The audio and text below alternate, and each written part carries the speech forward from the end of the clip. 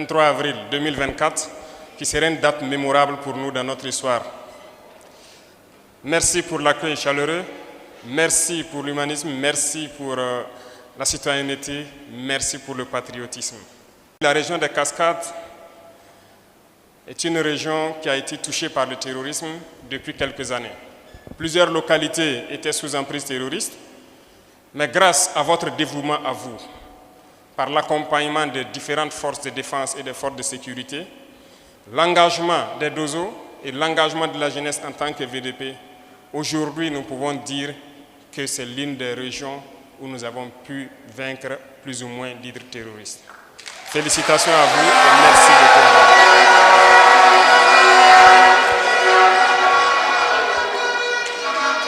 Mais je dis de continuer à faire corps avec les différents FDS, continuer à mener le combat, parce que certains de ces ennemis n'ont pas été neutralisés, se sont retranchés de l'autre côté de la frontière.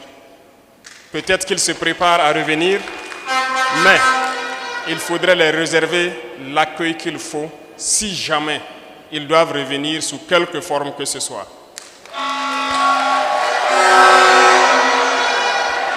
J'ai demandé au gouverneur et à l'ensemble donc des chefs de circonscription administrative ici présents, je les ai confié des missions qui vont consister donc à vous organiser pour organiser le terrain et accueillir tout type de menaces.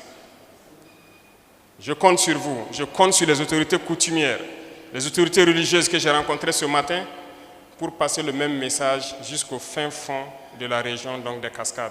Il faut qu'on reste éveillé, il faut qu'on reste debout et tenir. C'est à ce seul prix que nous pouvons parler de développement et de changement au Burkina Faso. L'année passée, il était prévu que nous venions ici pour la journée nationale du paysan. Mais après maintes réflexions, nous nous sommes posé la question, qu'est-ce qu'on viendrait vous dire? Puisque c'est la cité du paysan noir ici, Banfora. Chaque année, faudrait-il venir échanger avec vous sur la question de l'agriculture et ne pas pouvoir apporter des solutions? Je ne pense pas que c'était l'idéal. Il fallait réfléchir pour trouver quel est le problème de notre agriculture. On vous a enseigné que nos sols sont pauvres.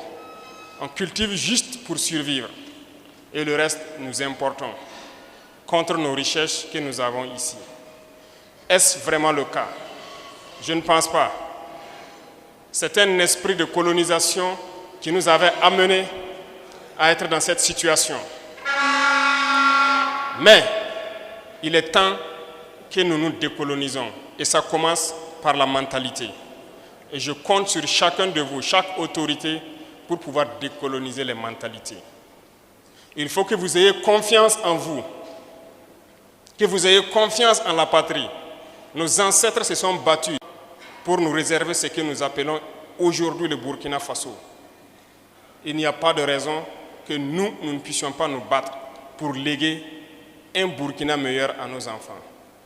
On nous a mis en tête que nous sommes pauvres, que nous n'avons rien. Mais vous vous rendez compte que c'est faux. C'est ça la colonisation. Il faut décoloniser nos mentalités. Il faut avoir un autre discours. Et l'éveil des consciences, nous sommes là pour ça aussi. Il ne s'agit pas juste de faire la guerre, de rester dans cette même mentalité, parce que vous serez colonisés encore si on reste dans ça. Il faut qu'on se décolonise. C'est cette guerre que nous menons. Et si vous suivez très bien l'actualité, vous comprendrez aisément. Parce que le terrorisme, il sera vaincu. Et lorsque les mentors se rendent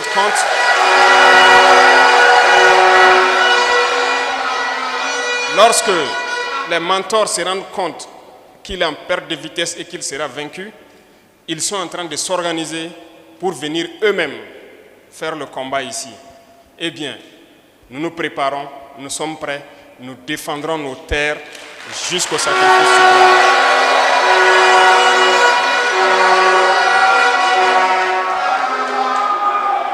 Lorsque nous parlons d'indépendance, il y a cette guerre que nous menons, certes, mais l'indépendance aussi, c'est à travers ce que nous consommons.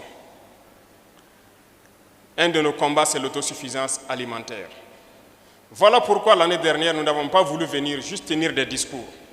Nous avons voulu chercher à comprendre le problème profond de l'agriculture burkinabé et quelles solutions apporter. Est-ce que nous pouvons être autosuffisants sur le plan alimentaire? Un certain nombre de questions qu'on s'est posées et nous avons eu toutes les réponses qu'il faut. Parce que nous avons expérimenté au cours de 2023 beaucoup de choses. Nous avons lancé l'initiative présidentielle pour l'agriculture et l'autosuffisance alimentaire. Avec le ministre de l'Agriculture, nous avons donc lancé en fin d'année l'offensive agricole. Nous avons compris nos potentialités, nous avons compris nos difficultés et nous nous sommes donc inscrits un certain nombre de lignes que nous devons égrener au fur et à mesure pour que nous puissions atteindre au plus vite l'autosuffisance alimentaire. La région des Cascades est une région modèle et je pense que vous savez bien qu'ici, c'est le grenier, ça peut nourrir tout le Burkina, dans toutes les spéculations. Mais que faut-il faire? Que faut-il faire? La première des choses, c'est ce que vous êtes en train de faire. Vous avez pris conscience de votre situation. Vous avez pris conscience de vos réalités, vous avez pris conscience de votre richesse. On doit se mettre au travail pour que notre rêve soit une réalité. Ce que Thomas Sankara disait, quand le peuple se met debout, l'impérialisme tremble. Ça a tout son sens aujourd'hui. Face à l'insécurité, le peuple s'est mis debout. Face à l'insécurité alimentaire, vous êtes debout. Et face donc à cette mentalité d'esclavage, d'impérialisme, vous êtes plus que jamais debout. Donc, le bout du tunnel n'est pas loin. Nous savons très bien que nous allons réussir. Nous souhaitons que tous les jeunes se mobilisent. Parce que dans 2 semaines, s'il plaît à Dieu, nous lancerons un programme. Un programme qui doit soutenir au maximum nos agriculteurs. Pour les accompagner du mieux que nous pouvons. Pour que nous puissions produire.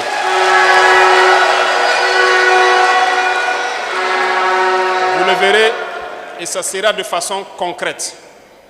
Nous avons fait le maximum pour réunir un certain nombre de choses pour que je ne vais pas l'annoncer ici. Quand nous allons le lancer, vous verrez de quoi je parle et vous devrez comprendre que nous sommes engagés coûte que coûte à ne plus tendre la main. Ce n'est pas au Burkina Faso qu'on viendra donner des miettes qu'ils ont faim. Ce n'est pas au Burkina Faso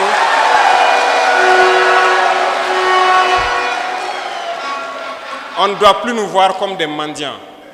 C'est nous qui devons donner aux autres ce que nous n'avons pas fini de consommer. C'est nous qui devons faire des dons. Alors, c'est pourquoi je dis, j'invite les gens à changer de mentalité. Croyez en vous, c'est possible. Il y a beaucoup de défis. Il y a beaucoup de défis, il y a beaucoup de choses à réaliser. Tout de suite, j'ai discuté avec les autorités coutumières et religieuses pour le cas, par exemple, des retenues d'eau. Dans la région des Cascades, il n'y a qu'un seul barrage et ensablé.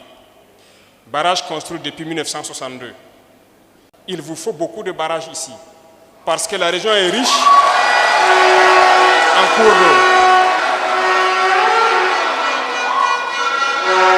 Toute la bande frontalière, que ce soit la région des Cascades ou la région du Sud-Ouest, il pleut abondamment. Il y a beaucoup de cours d'eau. Nous venons de quitter Pau il n'y a pas longtemps. Nous savons que c'est le même type de climat. Mais combien de retenues d'eau? Il n'y en a pas. Nous avons pris conscience de cette situation. Voilà pourquoi j'ai instruit le ministre d'équiper d'abord la Sonaterre pour qu'elle devienne opérationnelle. C'est-à-dire avoir ses propres engins en mesure de pouvoir aménager les terres elles-mêmes. Nous sommes aussi en train de réveiller ce qu'on appelait l'ONBA, qui aujourd'hui, nous nous rendons compte que nous avons une nécessité absolue de réveiller cette structure. C'est cette structure qui a construit la plupart des barrages sous la Révolution. Et aujourd'hui, partout au Burkina, vous passez, la plupart des barrages que vous croisez, on vous dira que c'est sous la Révolution ou bien avant la Révolution. Certes, après la Révolution, on a construit quelques barrages, mais je pense que chaque localité, là où on peut faire une petite retenue d'eau pour que les gens puissent produire en permanence, nous devons pouvoir le faire. Quant aux spéculations, vous êtes d'accord avec moi que l'idée qu'on nous servait avant pour dire telle ou telle spéculation agricole ne marche pas au Burkina Faso, tout est erroné, c'est faux. Tout pousse au Burkina, tout marche au Burkina.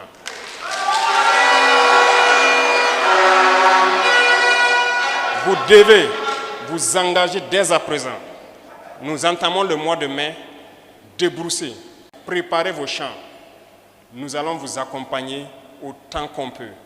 Il faut que cette année, nous produisons au maximum. Et nous comptons sur vous qui avez pu combattre, vous qui avez tout fait pour libérer cette zone de leaders terroristes. Il faut que nous puissions produire au maximum. Mettez tout en œuvre. Les chefs de circonscription ont été instruits pour consolider et pour faire en sorte que tout se passe très bien. Donc, c'est pour vous dire que la question de l'agriculture nous tient à cœur. Et la question de la transformation nous tient aussi à cœur. Lorsqu'on va se mettre à produire, immédiatement on va penser à transformer. En venant sur la route, je regardais nos mamans en train de vendre les mangues. Beaucoup d'entre elles, peut-être dans 2-3 jours, si elles n'ont pas pu vendre les mangues, vont pourrir. Elles seront obligées de jeter. Et c'est sûr que depuis l'indépendance, c'est comme ça que ça se passe. Lorsque la période des mangues arrive, voilà, quand on arrive à vendre, on vend. Si on n'arrive pas, ça pourrit, on jette. Pourquoi ne pas mettre en place une structure qui peut transformer cette mangue et que nous ne perdons pas ça?